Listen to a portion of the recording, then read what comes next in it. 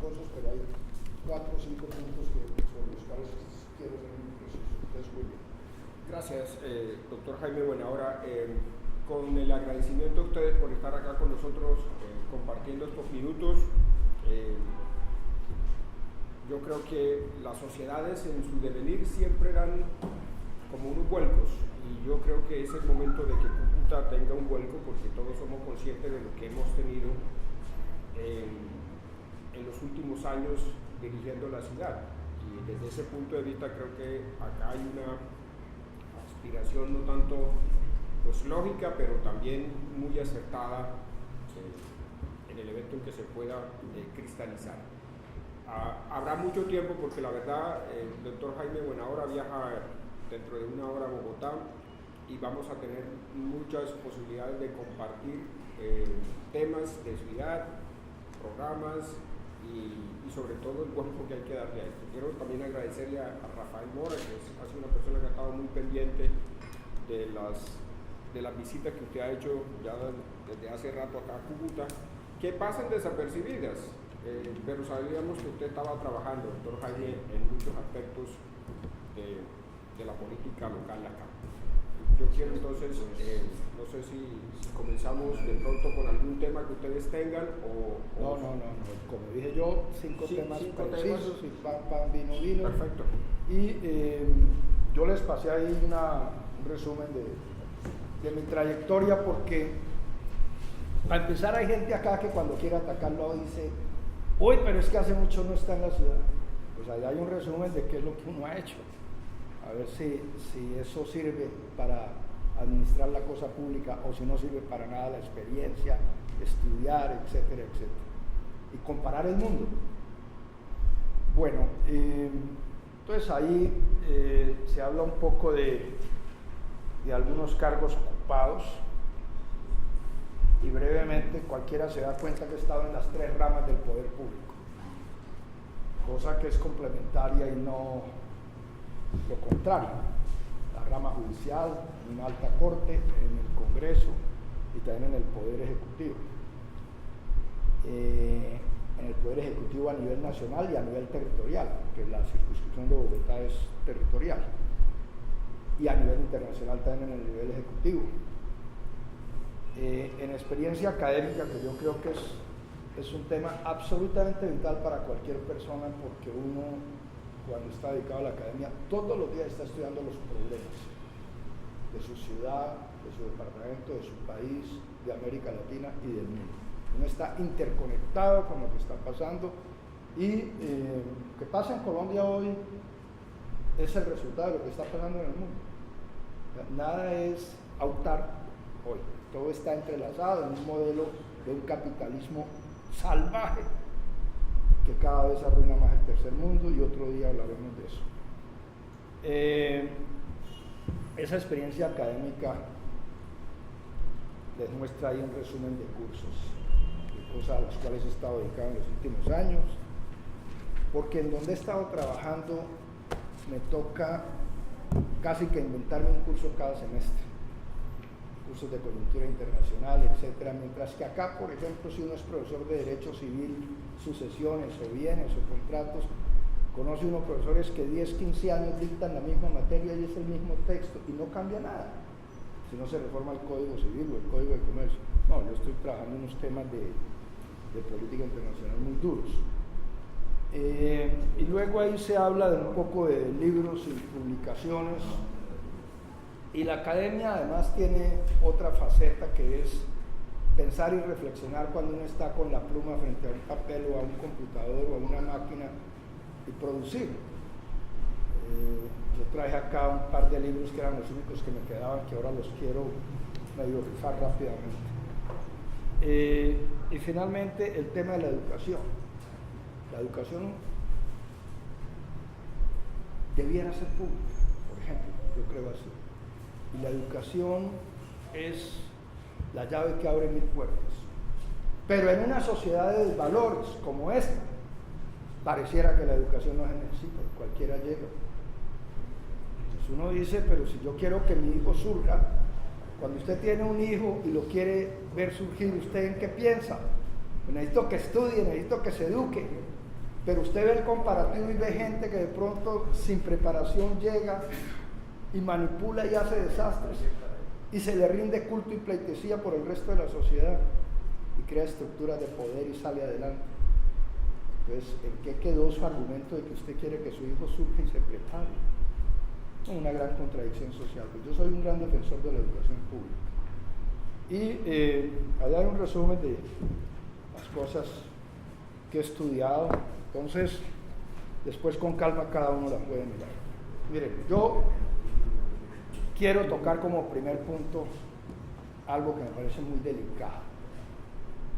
Y estoy entre colegas, porque yo también he ejercido el periodismo, yo tengo mi tarjeta de periodista, ya eso lo liquidaron, pero he tenido revistas en Cúcuta y dirigí la revista de Economía Colombiana de la Contraloría General de la República 3 años. Y me gusta diagramar y me gusta todo ese arte. Yo creo profundamente en la libertad de prensa, la libertad de expresión. Estoy entre colegas. Yo, el día en que gobierne esta ciudad, quiero ser profundamente respetuoso de los periodistas. Y eso significa que cualquier administración no puede condicionar a un periodista en sus pautas y sus cosas a cambio de una mordaza o de no poder opinar con claridad y con objetividad sobre las cosas que pasan. Yo quiero garantizar la libertad de expresión porque me parece que es un principio fundamental de la democracia. Una sociedad sin crítica es una sociedad muerta. Y la prensa o los medios pues son un inmenso poder que primero debe comunicar bien y segundo tiene que ayudar a crear conciencia social. Pero cuando lo que uno ve es todo lo contrario, porque a cada periodista tratan de condicionarlo y de ponerlo contra la pared y de acallar su voz y su pensamiento, pues estamos en la ruina de un sistema social y de una democracia que no puede progresar en una sociedad, es un contrasentido.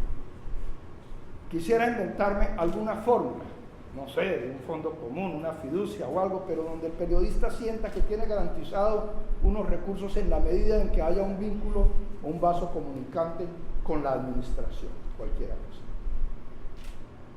Pero no podemos seguir en un sistema en donde todo es cooptado, porque así también pasa con el concejal y con el diputado, etcétera, etcétera, y la crítica desaparece. Y nos empujamos hacia un unanimismo absolutamente contraproducente para cualquier progreso social.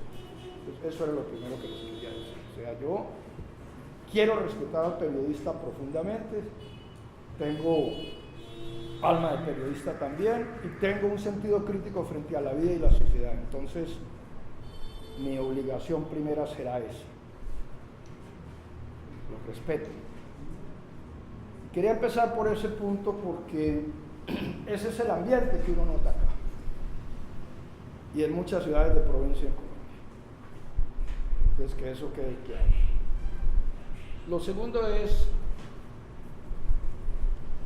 si uno viera que esta sociedad funciona, pues uno dice como ciudadano satisfecho, no nos metamos, no hay necesidad, al contrario, estaría feliz elogiando, aplaudiendo, reconociendo logros, pero eso no es lo que pasa acá.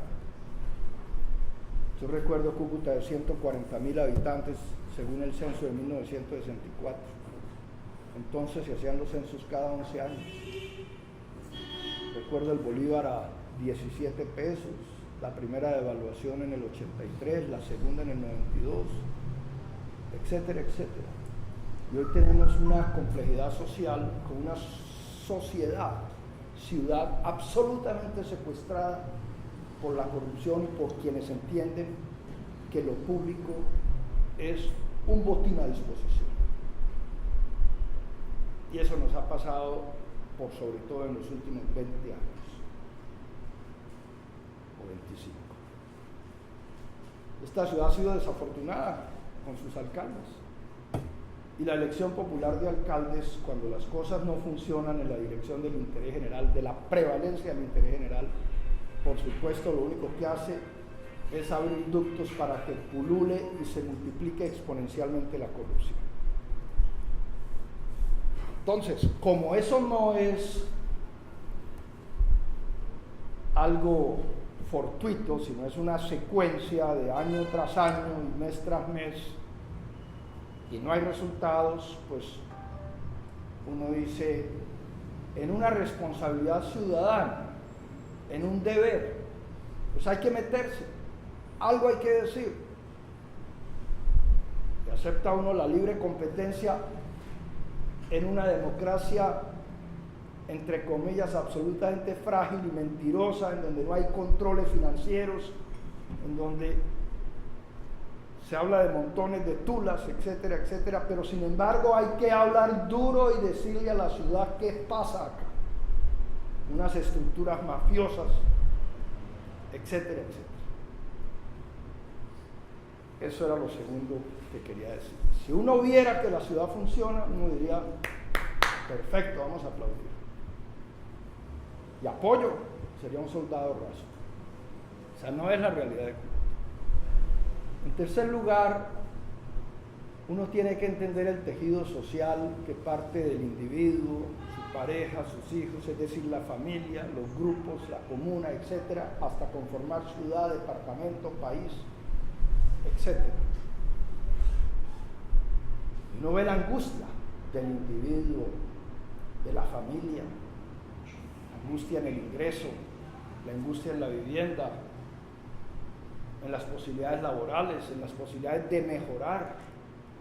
¿No? Esta es una sociedad absolutamente fracturada y anquilosada que le niega posibilidades a muchísima gente y que solo deja unos ductos en donde el facilismo con base en desvalores es lo que construye avenidas de movilidad social y éxito. Y eso no puede ser. Si el éxito fuera el fruto de su mérito, perfecto. Pero el éxito es muchas veces el fruto de hacer fracasar a multitudes. Porque el privatismo, el interés particular, doblega todo lo demás. Eso no puede ser. Y acá pasa eso. Entonces uno ve que se enriquecen 3, 5, 10, 15 personas y se enriquecen de una manera absolutamente brutal en detrimento de grandes mayorías. Y así no es. Entonces, sobre esos cimientos, primero el respeto al periodista, de la libertad de prensa como base de la democracia. En segundo lugar, lo mal que ha evolucionado esta ciudad, y en tercer lugar, esas estructuras deprimentes que lo corrompen todo y que subyugan y obligan y acallan. Pues hay que meterse, hay que meterse. Uno no es nuevo en esto, o sea, yo hice acá mis charreteras, estuve en el consejo varias veces, y fui presidente del consejo 2 veces, y fui presidente de la asamblea, y llegué a la cámara en los 90, o sea, he peleado unos espacios tratando de generar liderazgo con base en ideas, sin maquinarias. En mi época activa acá enfrenté maquinarias muy poderosas, y al final había respeto. Y el cuarto punto es, ¿y qué se puede hacer por eso? Fuera de torcerle el pescuezo a ese modelo absurdo basado en corrupción, basado en cooptar a todo el mundo. Por supuesto hay que pensar en políticas públicas muy serias. Y el tema es larguísimo. No hay tiempo hoy, pero quiero que la ciudad tenga confianza, que estudie los problemas, que me gusta analizarlos y que me gusta hacer equipo. Yo no soy de los que creo que uno solo puede entender una problemática, uno necesita equipos en todo, el tema de criminalidad y seguridad, en el tema ambiental, en el tema de recreación y deporte, de cultura ciudadana, de cómo se pueden mitigar los inconvenientes por la crisis financiera de la ciudad, por la deuda que tiene. ¿Qué podemos replantear ahí? ¿Cómo se pueden obtener otros recursos? En fin. Todo hay que estudiarlo y para todo quiero hacer unos grandes equipos. Dando línea, generando ideas. Y el soporte primario que tengo, y de una vez para destruir el cuentico este de que usted ha estado por fuera,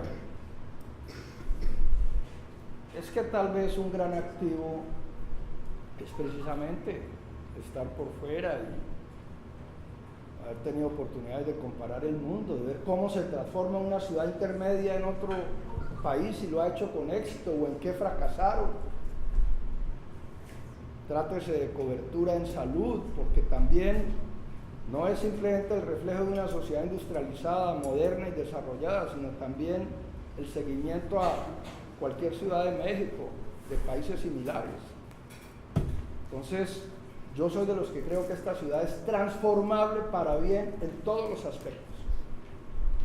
Trátese de movilidad, de lo que usted quiera. Y ese comparativo internacional sirve. Muchísimo. Sí, yo representé 8 años a los colombianos en el exterior y siempre quise respetar la representatividad norte santanderiana. Pero acá recuerdo, cerraron la frontera en el 2015, se organizó una gran marcha a la frontera, que yo recuerde no vi otros parlamentarios, pero sí estaba yo ahí con los de la Academia de Historia, en momentos cruciales protestando y haciendo seguimiento. De manera que el principal activo que tengo, y creo que hay mucha gente que se une a eso, es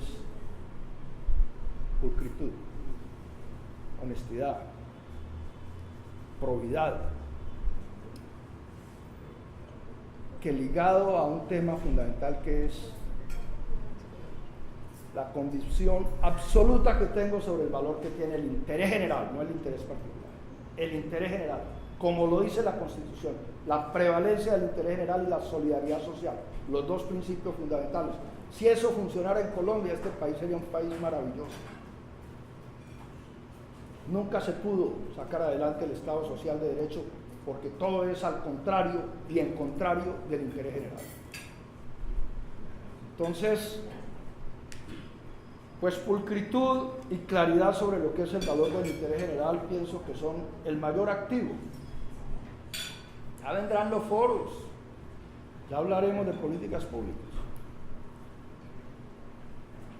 Entonces, queridos amigos, quiero decirles que me voy a meter con todo y que pase lo que pase, opinar y plantear cosas es importante y tener una crítica sana, constructiva. No me interesa desde el punto de vista individual pelear con nadie, me interesa pelear socialmente, pelear por todos. Y ese es mi propósito y estoy listo, voy a hacer un gran trabajo de campo.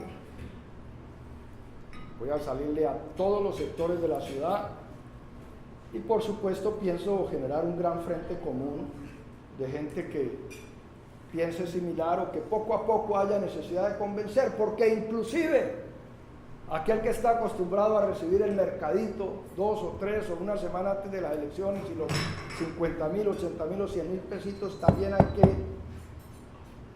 enseñarle su valor de ciudadano para que reciba lo que le vengan a ofrecer, pero vote como a bien tenga según su conciencia. Porque la necesidad es superior en el día, pero no superior en el mediano ni largo plazo, porque continúa viva. Entonces habrá momentos para hacer una gran pedagogía en torno a cualquier detalle. Vamos a respetar al ciudadano. Finalmente, quisiera una ciudad en donde el Estado pequeño que es el municipio, el Estado, de verdad sea un árbitro y algo neutral que empuje a todas las capas sociales por igual. Y no que usted vea que un servicio público como el acueducto de alcantarillado o un simple detalle como la pavimentación no se da en los estratos más pobres. Es que casi que uno diría, bueno, no nos gusta el capitalismo o lo que sea, o no nos gusta el neoliberalismo salvaje, pero bueno, aceptemos el capitalismo, muy bien. Usted trabaja más que yo, usted tiene derecho a tener 2 bicicletas y yo una, o 2 carros y yo uno, o 3 carretillas y yo una. Bueno, pero mi calle debe ser tan igual como al que tiene mucho más que yo. Y mi alcantarillado, y mi posibilidad de agua, y mis posibilidades educativas. O sea, yo quiero que el municipio sea de verdad un buen árbitro neutral para todas las capas sociales y no que permita ventajas, que es lo que le ha ocurrido al Estado colombiano siempre. Ese es el concepto de Estado. La sociedad política se forma para tratar de controlar el conflicto de intereses entre los distintos grupos sociales. O sea, acá el municipio tiene que responderle a todo el mundo. Pues el tema de servicios públicos es impresionante. Por ejemplo, cuando uno piensa que acá el último plan serio de acueducto de alcantarillado fue en el año 1965, la gran obra del Canal de Bogotá, y de ahí para acá, pues ayer nomás con la lluvia, dice uno, por Dios. El tema de movilidad acá es absolutamente caótico. Uno mira las estadísticas de motos, de carros, de todo, y uno dice, bueno, pero ¿en qué estamos? Donde hay un plan estructurado, por ejemplo, para imaginarnos la caída de Maduro. Luego se habla de una zona franca y una política económica especial, pero tantas cosas que se pudieran hacer según los escenarios que resulten de lo que pasa en Venezuela, pero la ciudad tiene que prepararse muy bien, tiene que vincular el tejido social y tiene que ver cómo mitiga la angustia de los sectores, de los estratos 1 y 2. Entonces, lo que queremos es una gran administración, pero que sea de todos, donde todo el mundo opine y donde todo el mundo entienda que si su opinión corre en beneficio del interés general, bienvenida esa bandera, porque ahí vamos a estar unidos. Si su opinión es en detrimento del interés general y es solo para favorecer intereses particulares, la arrasamos, que creemos profundamente en el interés general. Del respeto a todos, a los 900.000 habitantes que tenga esta ciudad y lo que venga. Entonces, vuelvo al punto de partida, ya para dejar acá, porque como dije, bienvenidos. Ahora sí voy a lograr una cosa por acá. Como dije,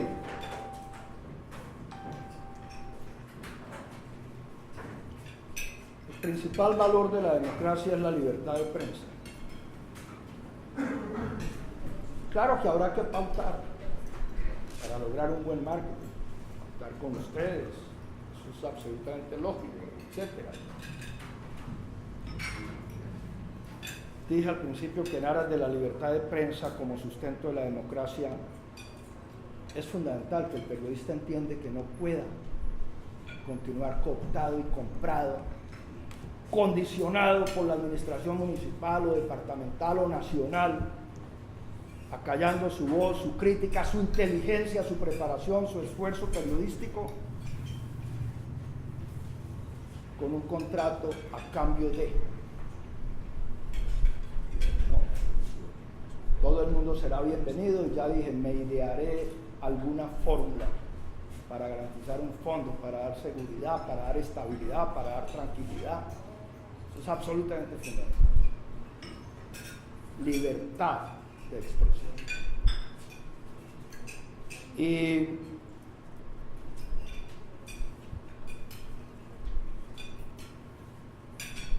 ¿cuántos años nos quedan por vivir?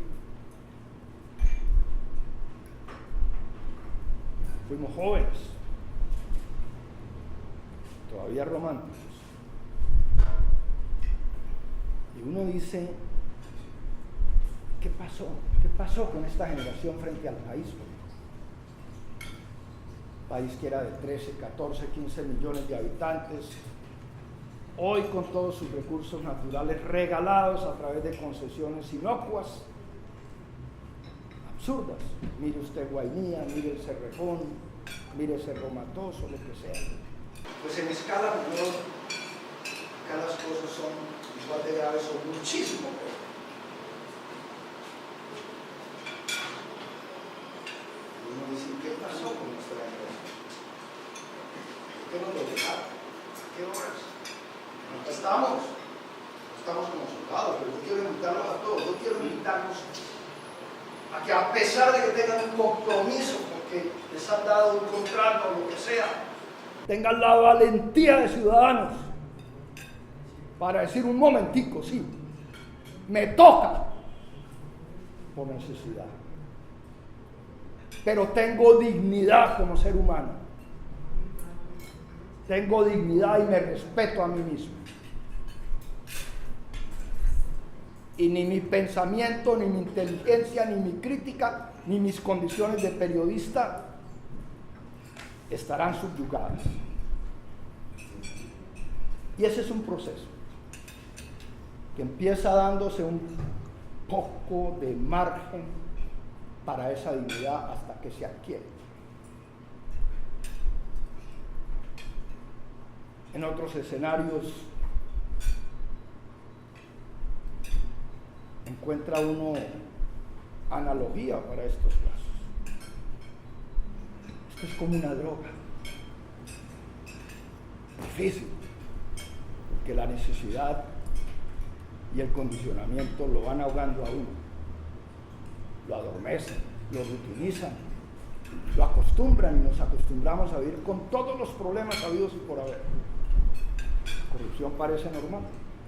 El éxito, resultado económico de la corrupción se vuelve climas para adulación, para rendir pleitesía. Eso no puede ser. Entonces, entendamos el problema. Es como cuando uno es un drogadicto y no puede salir. Démonos un margen para respetar nuestra propia dignidad. Te repito, yo fui periodista y he sido periodista. Vuelvo y digo, yo he dirigido revistas, escribí mucho. Yo quiero respetar profundamente al periodista. Les hablo es como colega, en este punto, no como aspirante. Conservemos la dignidad del ser humano. Entonces yo los invito a que pensemos y repensemos sobre muchas cosas, que cada uno es extremadamente útil, tenga 90, 85, 70, 60, 50, 40 años, 30 años. Mientras seamos lúcidos, pareciera que la edad no se mueve. Yo los invito a eso. Créanme que tengo la mejor intención de servirle a la ciudad, que espero ansioso foros sobre políticas públicas para discutir con mucho respeto con el resto de los candidatos. Que el norte es trabajar bien por Cúcuta durante 4 años y ojalá dejar una huella para que haya continuidad pensando en una generación y mucho más. Todos los temas los discutiremos. De manera que les agradezco profundamente. Yo quiero tomar unas pocas preguntas. Desafortunadamente, y miren las políticas neoliberales y el capitalismo, tengo que viajar, tengo una cirugía pronto y quise cambiar mi vuelo y me quieren sacar $1.000.000 de pesos. El monopolio y el oligopolio en una sociedad en donde El ciudadano impotente no puede contra un monstruo que es ese oligopolio de la aviación. Pero así nos pasa en todo. Pero a cuenta de que hace un ciudadano 30 o 40 años se le metía en la cabeza que tenía que privatizar el alumbrado o el servicio de agua o el servicio de tránsito. Estamos acostumbrados al manejo de lo público. Y nos han ido degollando de suerte que el Estado, que es el cuerpo humano, ya no tiene brazos, ya no tiene piernas. Le quedan por ahí un par de órganos vitales, pero de cuentas que el corazón le vende al Estado colombiano. ¿Qué horas pasó? Claro, unas estructuras capitalistas internacionales que legan el aprovechamiento particular, es Telecaribe, perdón, Electrocaribe, es lo que usted quiera ver. Acá tenemos que ponerle punto final a todo eso. Yo soy un intervencionista de Estado, yo creo en el interés general, que en una política absolutamente pulcra, y adelante, y vamos a ganar, porque no se imaginan la reacción que va a haber en esta ciudad, se las aseguro, que es con todo, vamos a hacer pensar a la gente. Entonces les agradezco mucho, un abrazo fraterno como periodista. Pues gracias. Vamos a coger 3 o me van a excusar de verdad, es porque no sé si alcance a coger el vuelo. Hoy sí quiero que la lluvia y el clima ayude a que eso se demore, pero lo principal. ¿Le puedo hacer una pregunta? Sí, prefiero preguntas y no extensiones largas porque prefiero que haya oportunidades. Una pregunta, sí, lo principal para su aspiración es la inscripción. Y para que haya inscripción tiene que tener aval. Los tendré, confíe en eso, los tendré. Doctor Jaime, usted habla de la sociedad secuestrada durante 20 años, la comercialización de la política y las estructuras mafiosas en la capital del departamento. Usted fue jefe de la democratización liberal. ¿Hay analogía entre su democratización liberal y lo que plantea usted como candidato a la alcaldía? Muchas gracias, Aníbal. La verdad es que siempre fui socialdemócrata, soy una persona bastante progresista, pero me fui moviendo en áreas muy distintas, del derecho a la sociología, me enseñó mucho, a la filosofía, a la literatura social, a cosas así. Yo diría que hoy soy mucho más socialdemócrata que lo que era en la época de democratización liberal, y que por supuesto estudiando y analizando uno entiende mejor las sociedades y sus contradicciones, y entonces estoy listo a trabajar. Sí, señor. Buen día. Pero antes va a lo siguiente. Estamos ante una sociedad insensible. Los habitantes de este planeta, de este país, de esta ciudad, nos volvimos insensibles con el medio ambiente, insensibles con los animales, insensibles con lo que pasa políticamente. Si yo estoy bien, me importa un carajo lo que le pase al vecino. Entonces, si usted, pienso así, y me gusta su expresión de socialdemócrata, alguna vez a Chávez lo criticaron porque dijo que el primer socialista había sido Jesucristo. Y si uno se pone a pensar el político o la política, yo le entiendo como un servicio a un pueblo, a una comunidad, pero desafortunadamente aquí se tergiversó todo y la corrupción rampante y la política es para unos pocos. Si usted logra, me parece a mí, sensibilizar al ciudadano, al votante, al cucuteño, parece que ese es el camino. No sé qué estrategia tendría para lograr despertar algo que siempre decimos que tenemos dormidos, que es la conciencia con NS. No somos conscientes de qué está pasando en nuestra ciudad y a qué le apuntamos y qué le vamos a dejar a quienes vienen detrás. Sí. Gracias. Mire, uno parece medio sedado, o sea, cuando digo uno me refiero al prototipo ciudadano, pero el sedante termina y los ciclos se cumplen, y en el fondo cada uno sabe que las cosas no funcionan como añoraría, como quisiera. Entonces, ¿cómo mover ese fondo? Lo segundo es, hay que tener una transversal para entender si el ciclo está a punto de cumplirse o si desaguanta. Pero lo que sí es cierto en la historia de la humanidad es que los ciclos se cumplen. Todo nace, crece, se reproduce y muere. Yo viajé por la Unión Soviética bastante. Y yo recuerdo que yo llegué a este país diciendo, eso no se va a caer nunca. Cuando yo hacía política, y lo digo con respeto porque hoy la inmensa mayoría de la antigua unidad liberal me va a acompañar a mí, yo veía a Salcedo como invencible. No, todo cumple unos ciclos. Yo pienso que esta gente empieza a ver su ciclo cumplido. Y que claro, se necesita la primera parte, que el sedante termine su efecto, tratando de recoger esa parte que siempre permanece para potencializarla y para decir, mire, pero eso depende de un buen marketing, usted lo tiene en mente, de sensibilizar gente, de un buen discurso y de políticas públicas serias que sean viables, no promesas ni mentiras, que es lo que pasa muchas veces. Cualquier cosa que le diga a la ciudad se la voy a decir porque creo que se puede hacer.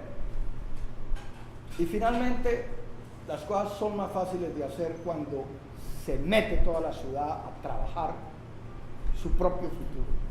Yo quiero ser un gran constructor de tejido social y comunitario. Lo voy a hacer en cualquier causa. Entonces, sí se puede.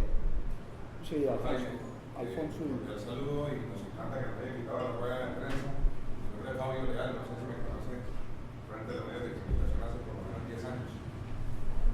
Para nadie es un secreto el monopolio político que existe en Cúcuta y en el departamento norte de Santander, y usted sabe que la finalidad se va a presentar en las próximas elecciones. ¿Cómo va a entrar usted a contrarrestar ese monopolio que por muchos años ha tratado de gobernar tanto gobernación, tanto alcaldías? ¿Cuál es la estrategia que va a utilizar y usted con qué equipos políticos, con qué partidos va a hacer alianza en las próximas elecciones? Sí. Mire, cuando los retos son muy difíciles, hay dos caminos.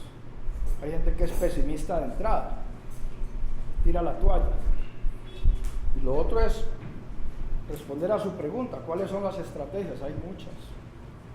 Hay muchas. Yo creo que si uno establece una campaña o desarrolla una campaña solo fundamentándose en grupos políticos, fracasa.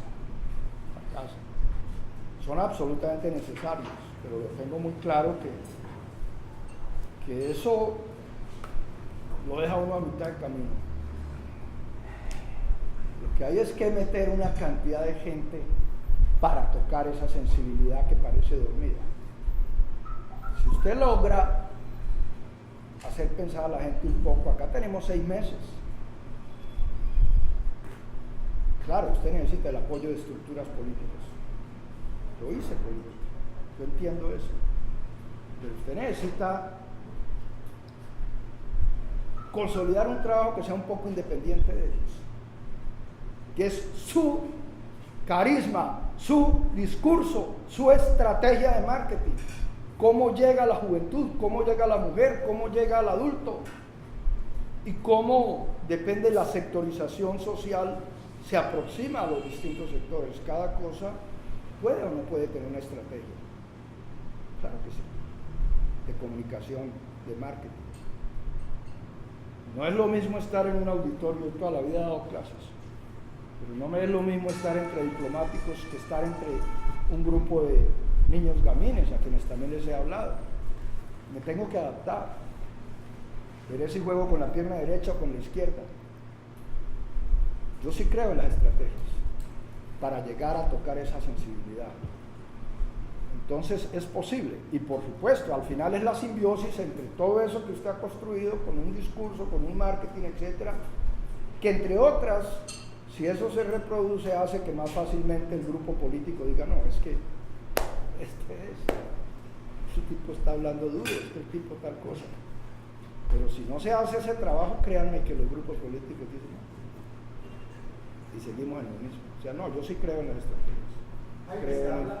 Se habla de inteligencia artificial como un mecanismo que implementa no solamente la Contraloría General de la República, sino otras entidades de fiscalización y seguimiento a los recursos para ponerle lupa y seguimiento objetivo a que no se roben tan despiadadamente los recursos públicos. La pregunta para usted, yo considero que nuestro sistema democrático no permite que usted se esfuerce tanto para llegar a un cargo que haya lugar allí los sueldos. ¿Ya qué? Que haya solamente usted se conforme con su sueldo, como empleado público, o senador, o alcalde, ¿sí o no? Y resulta que hay organizaciones que a usted no le respaldan, entre comillas, a usted, colocando el ejemplo de todos los candidatos, le respaldan la campaña y ellos van a querer tener retroactividad. No retroactividad, recompensación, recompensa. ¿Cómo se implementaría un procedimiento para que usted llegue a ser alcalde y decorosamente usted pueda cumplir con políticas públicas y untarse y no tener que beneficiar y arriesgar en el área público y lesionar a las comunidades? Mire,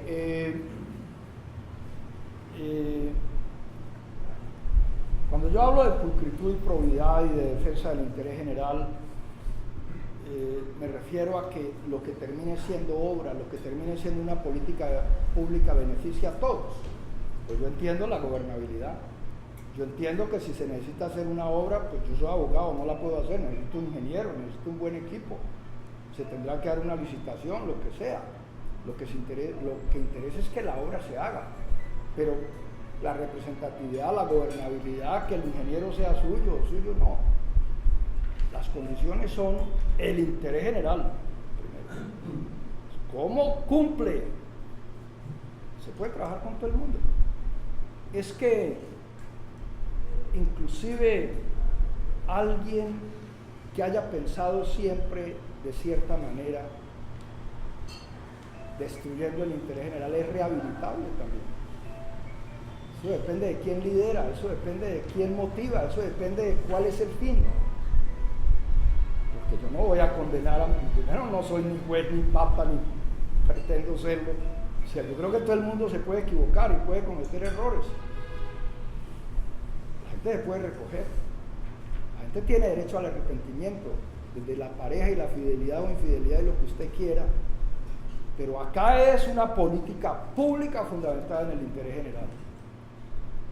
Claro que hay que darle participación a la gente, por supuesto. Cuando me refiero a la participación es una gobernanza, pero bajo un liderazgo con unos parámetros muy claros. Interés general,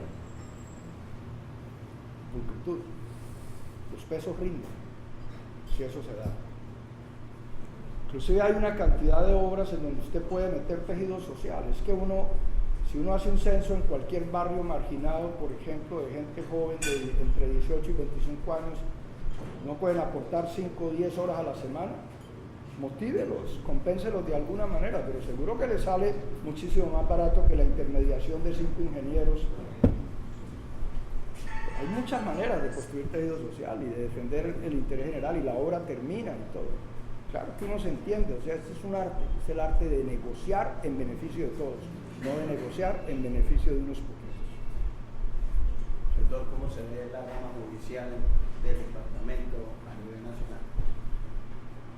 Bueno, miren, la crisis del país es una crisis generalizada. Cuando uno estudiaba, uno veía a su magistrado de la Corte Suprema o del Consejo de Estado de profesor como alguien a emular. ¿No? Acá hoy hablamos del cartel de la droga, ahí está el ex fiscal Moreno empezando a cantar duro. Eso es caótico. El país no tiene idea de un tema que no sea destapado. Le agradezco, Fonseca. Ustedes no saben lo que en demandas contra el Estado se genera como de sangre por los carteles que hay. Son absolutamente impresionantes. Yo diría que en el Consejo de Estado la peor de las salas es esa.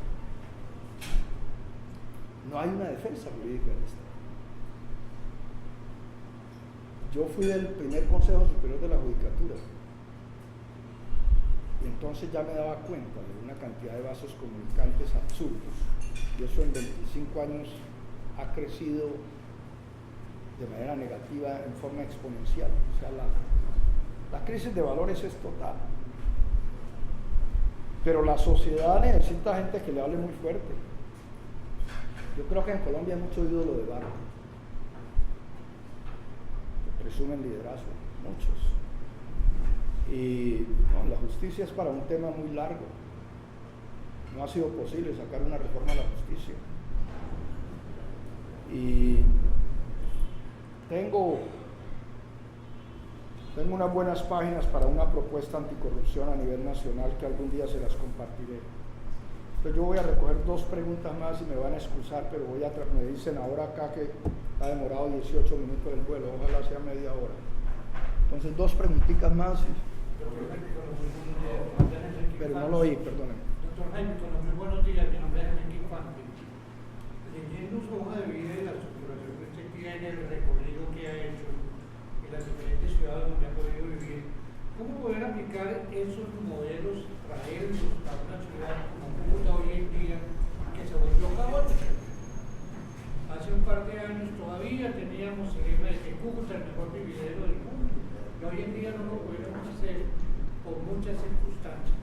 Las circunstancias de orden internacional con Venezuela, las circunstancias de orden interno con los cambios de mandatario y las políticas que no llegan ni la dejan ser funcional, y con una clase dirigente que se volvió no hacia el pueblo sino hacia un interés particular.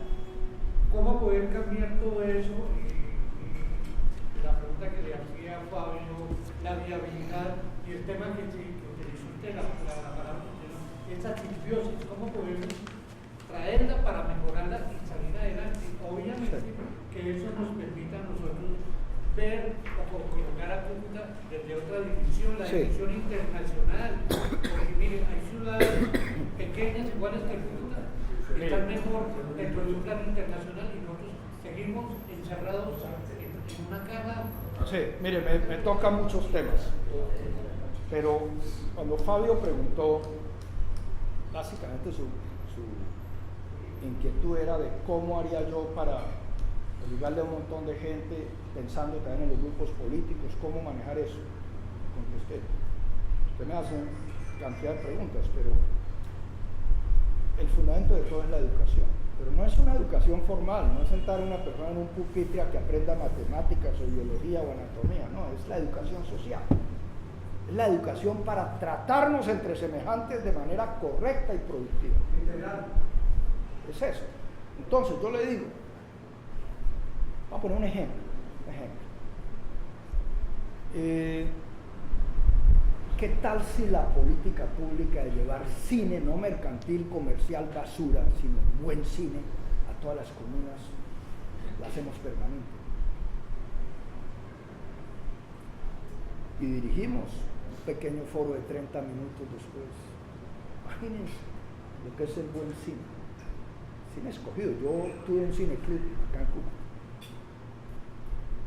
¿Qué tal, por ejemplo, si usted en deporte, en lugar de pensar en unos intercolegiados de 8 o 10 días, piensa en unos intercolegiados de 40 semanas del año, en donde usted va construyéndoles disciplina a esos muchachos, para que no trabajen solo pensando en los 10 días del torneo, sino... ¿Y qué tal si usted saca el deporte del nivel competitivo de los mejores y también crea una segunda y tercera categoría? Piensa en varios deportes. ¿Y qué tal si usted hiciera lo mismo con unos interbarrios, 40 semanas? ¿Y qué tal si ese muchacho usted el día de mañana lo vincula a una campaña de arborización? A que él mismo ayude a los montajes del cine, del buen cine, que se puede hacer, por ejemplo, cada 15 días o cada miércoles. Estoy poniendo ejemplitos que se me ocurren ahora. Usted me dijo, sí, hay experiencias de ciudades maravillosas, intermedias, por ejemplo, en el reciclaje de basuras, que yo sé que se pueden aplicar acá, en la movilidad y el transporte, que sé que se pueden aplicar acá, también sé que no se puede aplicar, etc. Entonces, cuando yo me refiero a la educación, más que a la educación formal, que defenderé desde el punto de vista de la educación pública, estoy hablando de la educación social. Es a ese joven o a ese adulto, ¿por qué no puede uno organizar, por ejemplo, torneos de bolas criollas a gente mayor? No la va a poner usted a trotar ni a que corra 100 metros, pero de pronto se entretienen con un parqués o con un torneo de dominó, o sea, pero haga tejido social. De hecho, créele esperanza, vida, motive a la gente de una cantidad de barrios marginados que no siente sino desesperanza, impotencia. No, mire, todo está por hacer. Ideas tengo y el comparativo internacional me ha servido mucho. Entonces, por eso, cuando alguien dice que el tipo ha estado por fuera, dice uno, por Dios, eso es mover más allá de sus narices. Porque de todas maneras es mejor jugar en el Cúcuta Deportivo que en el Deportivo de los Patos. Y es mejor jugar en River Plate que en el Cúcuta Deportivo. Esa es la secuencia. Pero lo digo con humildad, o sea, porque lo único que me interesa es el interés general. Pues, crean en mí, no tengo la mejor intención, me la voy a jugar toda y no es fácil, yo lo sé, no es fácil, pero nada es fácil. La historia del cristianismo es terriblemente difícil cuando uno ve los primeros 300 años, lo mismo del Islam, de cualquier religión, de todo.